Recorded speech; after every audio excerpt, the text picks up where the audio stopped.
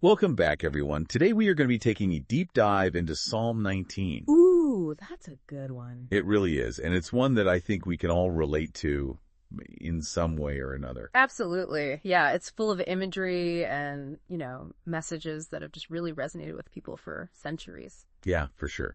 So Psalm 19, as we'll see, it's kind of broken up into three parts. Okay. We have the first part about the glory of God's creation. Okay. The second part, which talks about the perfection of God's law. And then a third part, which kind of goes into a personal prayer for cleansing and purity. So kind of like how creation points to God and then how to live in response to that. Exactly. Yeah, are you ready to kind of jump into it? Yeah, let's do it. All right, so right away in verses 1 through 6, the psalmist is painting this incredible picture of the heavens declaring the glory of God. Right.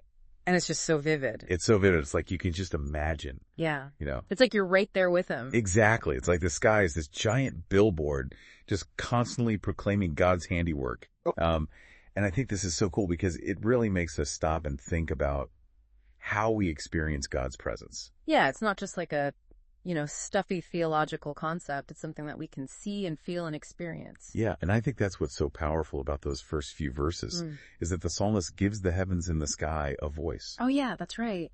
They speak and they reveal even though there aren't any words. Exactly. So what do you think the psalmist is trying to get at there by personifying creation in that way? I think it shows that God's revelation isn't just limited to words on a page or, specific teachings. It's something that's woven into the fabric of the universe itself. That's so good. Yeah, it's like this idea that creation is speaking to us all the time, whether we're listening or not, Right. And I think that really leads into those next couple of verses where we get the comparison of the son to a bridegroom and a strong man. Yeah, and that's an interesting image, right? Because it connects to a lot of the ancient myths and stories. That's true. Yeah. Yeah, in a lot of cultures, the sun god was seen as this powerful warrior battling darkness each day. Right. But here the psalmist is taking that familiar imagery and twisting it. He's showing that it's the one true God who sets the sun on its course. Yeah, it's not some mythological deity. It's the God of Israel who's in control. Yeah, exactly. And I think that's a really powerful statement about, the supremacy of God in all of creation. Yeah, it's like a direct challenge to the other belief systems of the time. Yeah, totally. Okay, so then we move into verses 7 through 11, and we see this pretty clear shift in focus. Okay. Now we're talking about God's law.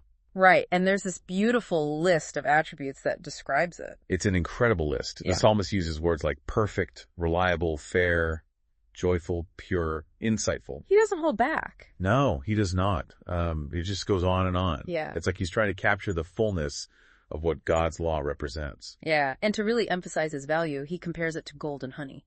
Oh, yeah, that's right. Yeah. What do you think about those metaphors? Well, for the original audience, gold wasn't just valuable. It represented purity and something that would last. And honey was more than just sweet. It symbolized nourishment and delight. So the psalmist is drawing this parallel between God's law and things that are both precious and life-giving.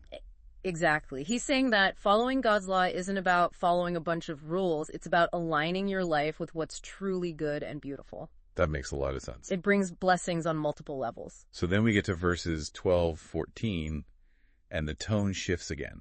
Okay. We've gone from this, grand celebration of creation and the perfection of God's law, and now the psalmist gets really personal. Right. It becomes a prayer. Yeah, it's a prayer of confession and humility. It's like he's acknowledging that even with all this amazing truth about God, he still falls short. That's so powerful because it's such a human experience, right? Yeah. Like we can be blown away by the majesty of creation and inspired by the wisdom of God's law, but we still mess up. We still need his grace. Exactly. And I think that's what makes these last few verses so relatable. Absolutely. The psalmist talks about, sins I am unaware of and the temptation to commit flagrant sins. Yeah, and who hasn't struggled with that? Right. We all have those blind spots, those moments where we know we're not living up to our own ideals, let alone God's. And that's where the prayer comes in. It's a recognition that we need God's help to see those things, to confess them, and to change. Yeah, and I think that's such an important message for us today, too. Definitely. It's a reminder that following God isn't about being perfect.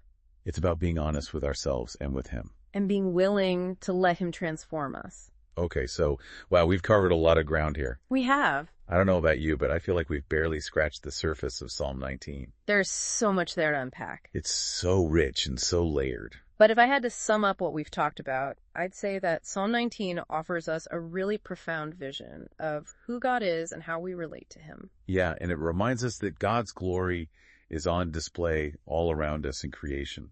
It's constantly speaking to us. It is. And that his law is this amazing gift that guides us towards a life of purpose and joy.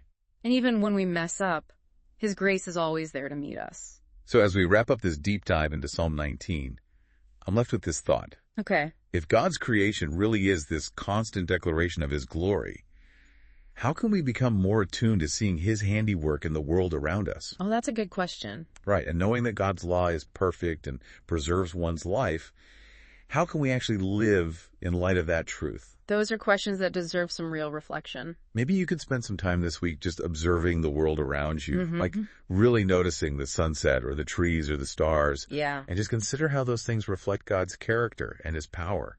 I love that. And then think about how that awareness might shape your choices, your perspective, how you approach life in general. It's a great challenge. It is.